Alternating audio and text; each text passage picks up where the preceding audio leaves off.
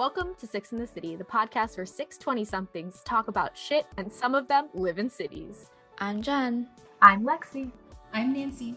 I'm Elena. I'm Jane. And I'm Robin. Hello. Hi, everyone. Welcome back to Six in the City. Today, it's Jen, and I'm joined by Nancy and Lexi. And today is a very free-for-all, kind of casual conversation about what we've been watching, what we like in television, media, all sorts, I guess. There might be spoilers, so listen at your own discretion. We'll mention the things in the caption. Yeah.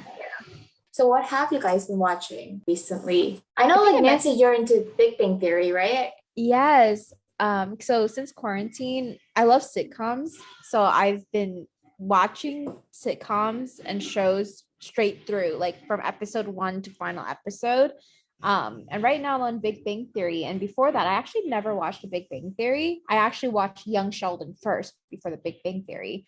And I really like it. I'm on season 7 right now. Season 7. Yeah, so I'm like speeding right through. I like it. I don't know. I like the type of humor that it is. So I'm getting through that. And then Nick and I had started watching Ted Lasso, and it's like so wholesome. I love the characters so much. Ted Lasso. I haven't seen the second season yet, so no spoilers for the second season. No, I haven't watched. We're only like, I think it's episode 6 of the first season. But I was just saying, spoiler alerts for season 1 Ted Lasso. Wait, Jen, would you watch Ted Lasso? No. Okay. So no worries. Okay. But Lexi, when he like let go of his wife and said, yes, like let's divorce, like to make you happy. I know you're done trying. I was like, I'll marry you, Ted Lasso. It's so sweet. I feel such a kinship with Ted Lasso. I feel like he's the kind of person who like pours his whole cup out before like drinking for himself. And so, yeah. And I'm like, it's not healthy, Ted. Stop. Be a little selfish, because I feel that so deeply. Yeah. But I love him so much. Like, my dad and I watched the whole first season together because it came out like peak quarantine, and like my dad and I were really bored. But we had this whole discussion afterwards, like, what hoe doesn't want to be with that man? I know. She thinks she'll ever do better than that? And I mean, I don't know like what the rest of the season is like, but it sounded like she just fell out of love with him, which I guess happens. I don't know, but I haven't ever encountered a character that is so pure, if that makes sense. Like usually like in other shows, not saying that characters are bad, but they're like, there's just, you know, they're still human, but he seems like almost perfect. Like he doesn't seem to have any like hidden agenda. Like he really truly does believe in the things he believes. Like he's just like, his flaw is caring too much. It really is. His flaw is caring too much. And I'm just like, this is so wholesome. It's just like so feel good.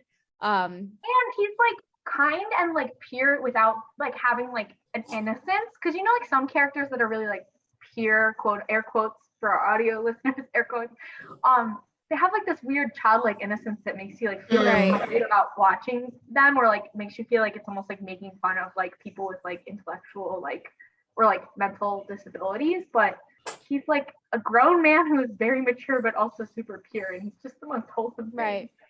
Right. He's just so nice. Like he's legitimately just a good so dude. Nice.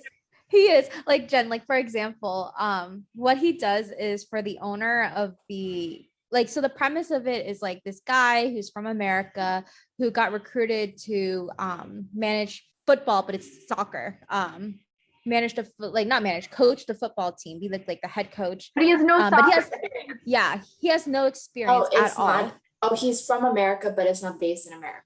No, it's in London. Yeah. Or the UK. So he's an American football coach, but then they recruit him for kind of nefarious reasons, spoiler alert, to coach football as football is known in the rest of the world, not American soccer. Football, like soccer. Right. Yeah. So the head of the football club, like he every single like morning, or maybe it's every single Monday morning, but whatever. But they're like he always bring in like these cookies for her, and she like loves them so much, but she like doesn't want to make it seem like she likes him because she's the one that hired him for like this hidden agenda essentially. and she was like trying to figure out where he got it from, and you find out that he bakes them homemade for her, like all the time, and he just brings them in, and it's like so cute. So yeah, it's just like, like wholesome like that, like things that people wouldn't really go out of their way to do, but he like does it throughout the show, and you're like, that's so sweet. But yeah, it's a feel good. I mean, there's like drama. It's not like intense, but there's like drama and stuff happening, but he's just so wholesome. He just makes it so good. So it's a nice feel good before bed type of movie for sure, or TV show. Where is it streaming? Hulu? Apple TV. Apple TV. That's the downside. That's why I haven't seen season 2 yet, because I had a year of free Apple TV with, what was it that I bought? A new phone or something?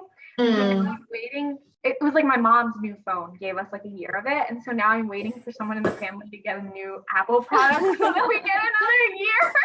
Jen, what have you been watching? I have kind of gone back into watching Korean dramas again. I have just finished season 1 of Yumi's Cells. Like, it just finished in Korea, so I was like watching it like live like every weekend, and it's so good. It's so realistic. It's like not like Vincenzo, where it's very like not relatable, because it's about like whatever the fuck Vincenzo was doing. Right. It's about a 30-year-old woman living in Korea, and just kind of like how she deals with her romantic relationships. It's just so good. I cried so much. It's so relatable. Yeah. And like it makes me want to date. But also like not, because it shows like the hardships of being in a relationship. I highly recommend it. Unfortunately, it's like not on Netflix.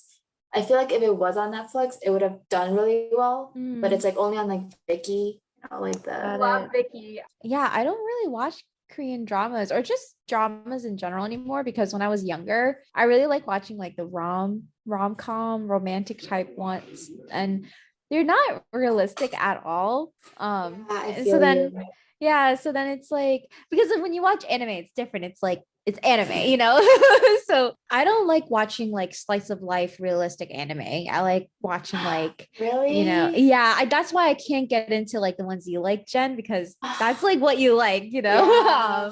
So I like watching like the magical girl, like weird fantasy type stuff. So That to makes me, it's sense for you. right. So it's like already unrealistic. So I'm like, okay, whatever. Like the romance in there, obviously, like I can deal with, and I like am a sucker for that.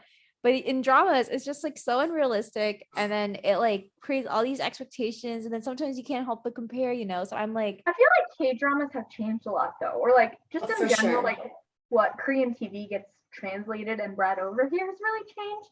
Because I feel like when I first started watching, I was watching like Asian TV from everywhere, right? Like I first got into like Taiwanese TV and Taiwanese dramas and like C dramas, J dramas. I mean, the whole everything, right? And I feel like at that time, the media that was coming over here and getting translated and like put on Netflix was like primarily like really unrealistic rom-com shit. And then I don't know if it's a matter of what has come over to America has changed, or if like generally like what is being made has changed, but I feel like just even in the last like 5 years, Korean TV specifically has really, really changed. And I think it's because like Korean film is really popping off, and it's really developing its own very particular style. And like the TV is starting to like reflect that. I think like oh, sorry, go ahead. Oh no, I'm saying like, yeah, I definitely agree. I actually like looked through Viki the other day, like all the dramas that I used to watch, and I was like, it's changed so much. Like Boys or Flowers, like that is something very outdated like, now. If you look at it. To like the canon of like, I took Korean film, so like Boys or Flowers is so quintessential to like that era of, what do you call that? The canon. It's like the thing, like the representation of what that era of dramas was like. But that's gone now. That's not how. Yeah. Things like Vincenzo and Squid Game could never have aired on Korean TV 10 years ago. Oh yeah, for sure. And they're only made possible by this funding from Netflix and the changes that have made it how TV gets produced globally. I mean, because I feel like American TV has gone through a lot of changes where like now we see these, I feel like Korea had a lot of those like limited run, like 20 episodes or less TV shows, and that was a trend. But in America, it was like you got like 10 seasons or something. Yeah, seasons are becoming more normalized now too with Korean dramas. It's like a flip-flop. Like now, like Squid Game, they're like, we're gonna have a season 2. And I'm like, no, Mom and Dad, you don't understand. That's like, it's so weird. It doesn't make sense. But then in America, you're getting more of the short run style stuff. And it's funny because I went on a date on Friday, and this is for context, he asked me like if I'd seen Squid Game, and he had no idea or context, but like I had a lot to say about that. And so I went on this whole rant, and he was like, kept asking me questions, and I was talking about like the cultural shift and like what primed America to like accept this show as like this quintessential like most viewed show on Netflix, and like all this stuff, and like the cultural background. And then I was like, but Americans don't get the cultural background of all these different things. And I went into all the different traditions and like how fucked up the version of red light, green light they used was, and how it doesn't really represent what was happening, and the dub is bad and all this stuff. And yeah, so it's just funny that now it's like a talking point. Like I'm useful at cocktail parties, because that's what 8th grade me watching Boys Over Flowers was for. It was so that we would get here today and I would be interested. So Yeah, I watched the Japanese version of Boys Over Flowers. which one? I think me too. The old one. Old one slaps. Yeah, It slaps that's what hard. I watched. Also the old Chinese version, but not the new Chinese version. New Chinese I version, watched that one too. old Chinese one, slaps. Other What shows- else is like a common show that like all three of us have come to enjoy together? Maybe not much. I feel like we all have kind of different Yeah, Yeah, we participate, styles. but we I like was come gonna together sometimes, and that's beautiful. I was gonna say, like, very rarely do we all come together. And I think Vincenzo was the last. I think Vincenzo was the only one that all 6 of us have Yes. come together for. Vincenzo That was a great cultural time. experience for us as a group. Right. Like, it was, like, We've a never moment. we've never connected on all 6 connected on a show. Usually it's like little mini groups. Like for us 3, it's Outlander, you know, like little mini groups here and The other there. 3 to ever turn on Outlander, so. Right. So, but I mean, I like that. I like that we all have different eclectic tastes, because I Yeah. feel like I would live in a bubble if I don't hear about the different shows you guys are watching, even though I would probably not be interested in watching it. That's true. That's I true. wouldn't, you know. Even if you think you don't like animation, try The Great North, because like American style animation, The Great North is so. Nick Offerman is a single dad. But I feel like Vincenzo worked because it checked different boxes for all of us. Like Yeah. it was so like across like different interests.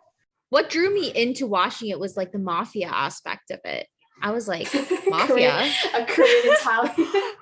So I thought it was like a Korean, like half Korean, half Italian yeah, type, yeah. like, and I was like, oh, that's not what it means. Like but the premise of it is so interesting, because I love like reading like stories, like the Tumblr POV mafia guy, you know, I'm exposing myself out there, but I'm just like into that, you know, again, not realistic, but I go in for things that I know are not realistic, and I embrace it, Like, not you things don't that want try a to mafia pretend. daddy to come like, I mean, plug Nick's ears if he's in there. You don't want a mafia daddy to come like, you know, sweep you off your feet. Oh, I mean, I would love to be part of that Your Name POV type, you know, stuff, but it's not realistic, right? Whereas like I just have beef with the ones that try to pretend it's realistic. Like Right. there's potential that it could happen, but you know, like no, it's not really realistic like that. And I think Vincenzo is so good. and it was so funny. And the drama, the And his bad storyline. Italian. His bad Italian is what's so good. I actually was in the nail salon the other month, and they were cleaning up, and this girl was sweeping the floor and watching Vincenzo, and I was Aw. like, I wanted to be like, oh, what episode are you on, you know, like I was like peeking over trying to like see, because she was watching it. But I thought that was I liked Vincenzo, but I think it's gonna be a while for me to pick up on another like Asian drama. Vincenzo pissed me off though. For me, I'm also really weird that I can't, or actually I don't like watching multiple things at the same time. And the only exception right now is because Big Bang Theory I'm watching alone, and Ted Lasso I'm watching with Nick. He started the episode yesterday while in the bathroom, and I walked out and I was like, you're watching it without me? And he's like, it's only the first minute in. And I was like, no, rewind it so I can watch it. So that's the only exception, because I'm watching it with him. But for myself, like I can't watch like when I was watching Vincenzo with you guys, like I was able to watch like a sitcom on the side, because I was like, I can't binge this. But I just like binging. I'm a binger. Is that a word, binger? But yeah, I just like sitting through and just finishing something from start to finish. But there are some shows that I just never finish, like Gilmore Girls. I was so obsessed, and Remember. the last season I just couldn't bring myself to finish. And I don't know if it was because like it started slowing down and I didn't like it or I didn't want it to end. But I think I might have to rewatch it. It's on my rewatch There list are times eventually. I haven't finished the last season of something because I couldn't. Like sometimes when I read a book, I don't read the last couple pages. I think it's the Oh, same. what? Really? I'm not like that. Like if I'm really, really like emotionally involved in something, like the last Aragon book, I could not finish. Really? And then like this is a total different example, but How I Met Your Mother, I didn't watch the last season. I heard it was shit anyway, which is great. So like in my head canon, it ended. Buffy the Vampire Slayer ended at season 7 in my brain. I stopped watching it. That's a lot of willpower, Lexi. Well, it's just because like I didn't want to ruin what was like perfect in my brain, and like I'd read so much online that like most real fans say season 7 is the spiritual end of Buffy the Vampire Slayer, and I was like, well, fuck, I don't want to watch it go downhill, because you know some shows like end in their prime, and then you're like, yes, and then some shows go on too long, and you're like, no. Yeah, I think that's how I was because I was obsessed with Gilmore Girls during undergrad. And so then I think that I might have to rewatch it because I started spoiling myself the last season and then like just from social media, like reading things and seeing it pop up. And then I kind of already knew what's going to happen and it kind of spoiled it for myself. Also know Sabrina the Teenage Witch. I never finished the last season. I think it's season 7 or something. Because it just sucks. Like the aunts are not there anymore. Like she like is going to college. Going like that. Yeah, that was to me. That's like I can't do it. Also, I tried starting How I Met Your Mother. I started a couple episodes. It's not picking up for me. I really tried. For me, it's like the Office and How I Met Your Mother. Both of them, I had to watch the whole first season really quickly to get into it because the first seasons of both those shows suck ass. Yes. It's like the second season where it gets meaty.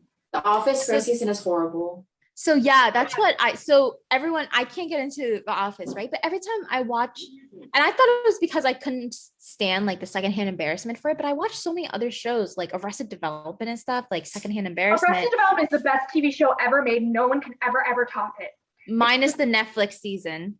Yeah, that's not real. Again, that's one of those things. Don't watch it. It's not real. But the original, and the reason it's so good is because it ended at its prime. It shouldn't have been canceled, but it was. And it's like, right. But I don't. Yeah. And I didn't realize that The Office, the first season only has like 6 episodes or something like that. If you get through them, it gets better. So that's what everyone says. So I think The Office is going to be next on my list after I finish Big Bang Theory. The anime that I watched recently, that wasn't a joke because Amy and I like to watch anime as like a joke. Sometimes we'll watch like the really like weird like vampire lovers whatever type as a joke, but sometimes I do get into them.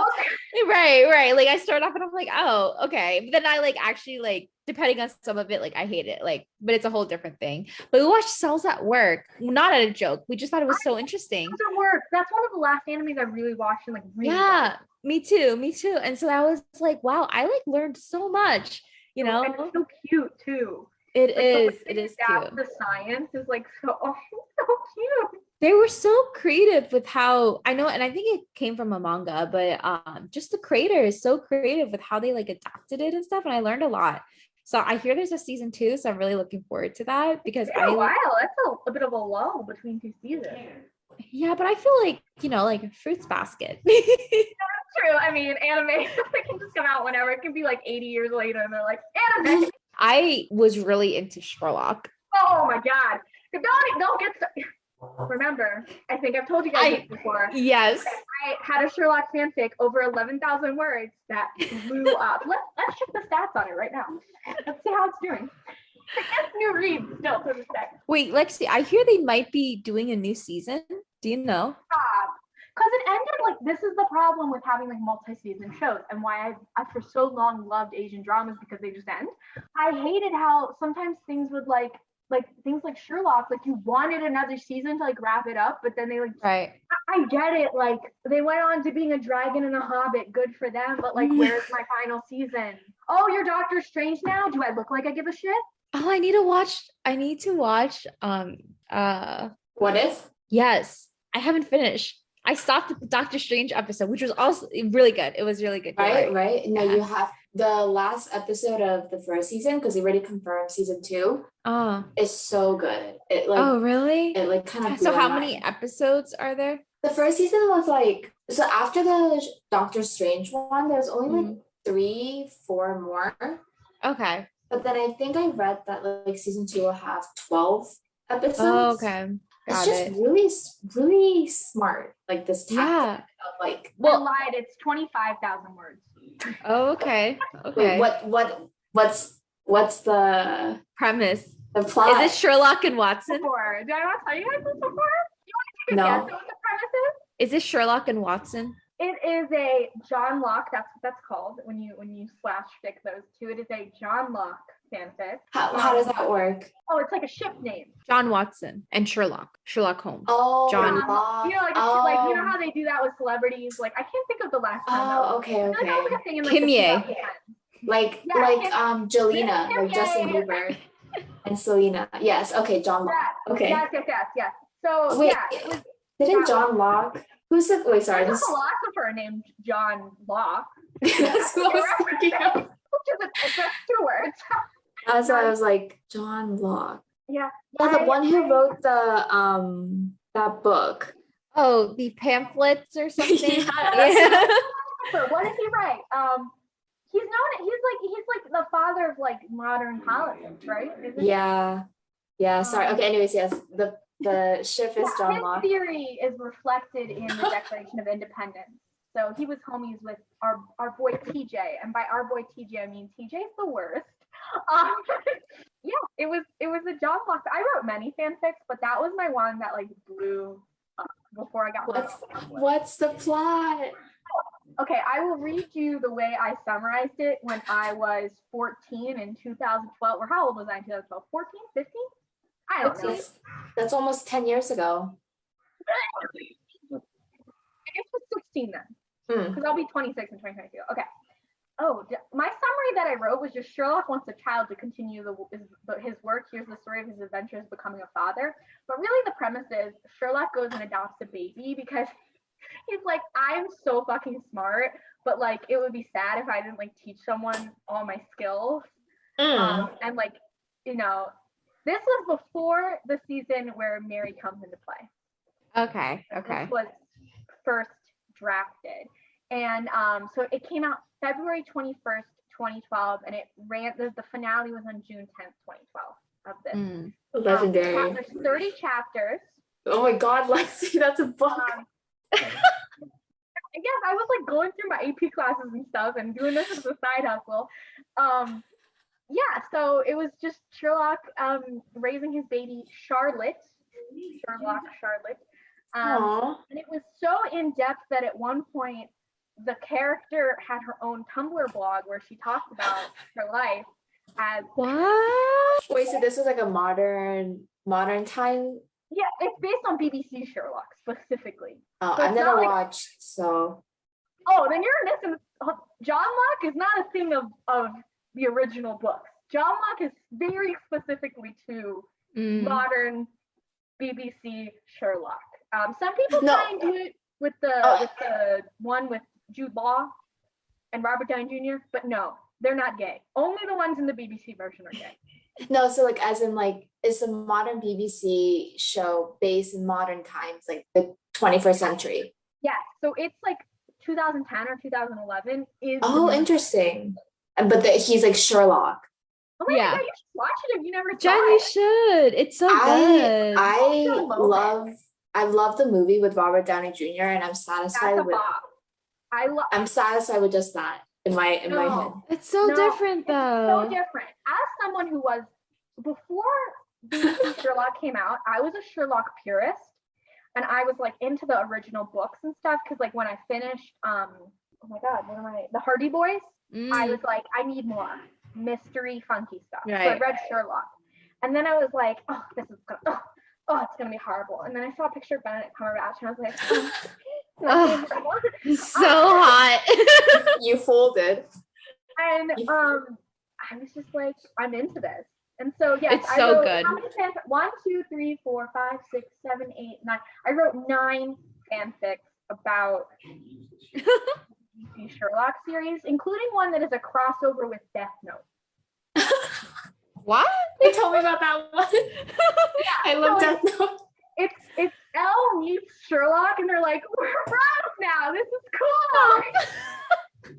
I'll myself up. I'm a good writer. And that's when my fanfics popped off because they didn't, you know how some fanfics are like that Harry Potter fanfic that went viral for being so shitty because she spends 30 minutes describing her outfits? Right, I hate those. By a 16-year-old, my fanfics slap. If I had put that energy into making original content, no, Lexi, I'm reading your what is it, like summaries for your fics, and it's like legit. I'm waiting for your book to come out. You know which one I'm talking about. I have actually, I'll expose myself again. I've been working on 2 books for like 6 years. I also was working on a 3rd book I've decided to abandon because even though I was ahead of the trend, so many people are doing it now that I don't think it's cool anymore. But there are 2 books I'm working on. I did a poll last summer on my Instagram to get people to pick which one I should focus on, but then I couldn't focus on just one. Why don't you do like a book of like short stories? Remember, my fanfic was 25,000 words long. Like, it's just the reason fanfic worked for me is because people gas you up in the comments. Like, I had a plot, right? So I knew where it was going, but I hadn't actually written out every chapter before they were released. So when the people were gassing up, I was like, this is a good story. Let me finish it. I need that, but for my original you have us. It's so easy to publish fanfic, but to like actually get someone to take a book a 16-year-old wrote and like, but yeah. But that's becoming more common now.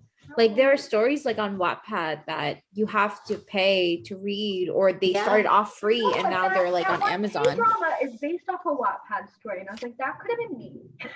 Yeah, there are Wattpad stories that are now movies and stuff too. So it's like YouTube, you know, almost anyone can become an influencer and a star. Or a content creator. Right. Yeah. There's no holding back. Normally 55,000 words, so I was halfway there. It's really derailed. Anyway, yeah, you can read my 10-year-old fanfics if that's what you're into. Jen, you should watch it. I'll rewatch it with you. Honestly, can we do that as like is there on Netflix? Can we Netflix party it? Because I haven't seen it in literally probably 10 years. I watched it on something. I can't remember. I don't think it's on Netflix. I have watched it so many times. I have the DVDs back at home, but I streamed it somewhere. I think it was Hulu, maybe. Is this like Supernatural? No. Although there was that one episode. And also, Nancy, do you remember the Super Hulakians from? Oh yes. If I was like, well, I'm glad I watched it when I'm older because I could binge it. But also, I think if I was like 16, I would have been a part of that too. You know, like obsessed. If you and I had known each other, we would have been in a Super Hulakian circle together. Oh, probably. You know. If a bitch who proofed my fanfics, it would have been you. I could have came across your fanfic and like, you know. I had 3 real editors too. So I mean, like I'm just saying, it was legit. I don't think you guys understand. And then I got run off Tumblr and I stopped. But I remember this. That's a fun story too. I got run off. Tumblr's dead now. It's okay. Let's end the episode with each of us giving our ultimate TV show recommendation. Like if you could only watch this one show for the rest of your life and only this show, what would it be? What? That's crazy. Oh, that's so hard. Yeah. Which genre do I go for? If it makes it easier, just TV show. So not like a movie. Okay, I guess maybe that doesn't help that's a still lot. hard. Okay. Does that include Survivor, anime? but only the first 40 seasons. What? Survivor, but only the first 40. Okay, I knew you would say Survivor. 41 isn't real. Because there's just variety there. I don't know. So I'm stuck between 2. I really like Sherlock because it has a different vibe, and it just like I just like the concept of the behind the scenes thinking, essentially, if that makes sense. And if you watch Sherlock, you'll know what I'm talking about. But I think my favorite sitcom that I just grew up and has a special place in my heart is The Nanny. So I like those 2. So I'll put those 2 out there. But I think because Sherlock is so niche and it's less episodes and it's so short, like you'd only have 4 hours of TV to watch for the rest of your life. I'll do The Nanny. Nanny is like there's a breadth of content. And it ended, to me, I think it ended really well. I think it wraps up nicely. So good. The Fresh Prince of Bel-Air and The Nanny are probably the 2 best ended sitcoms of all time. Jen, what's yours? Mine would probably be Attack on Titan. There's a breadth of content there too. Like you'd run out, but then you'd start over and you'd be like, I forgot this happened because it's just because I've rewatched it twice now, like up until like the final season is airing in a few months, but like up until what we have. And I feel like every time I watch it, I learn something new or see something new. It's such a great show. Yeah, thanks for listening. And hopefully you weren't spoiled by anything we talked about. No, And you also, definitely probably were spoiled. We'll put the names. and also, List every show we talked about and the spoiler. let us know if you watch the same things as us. Or if you have recommendations based on what we talked about. Yeah. I love recommendations. Oh, me too. Okay, bye. Bye. Bye.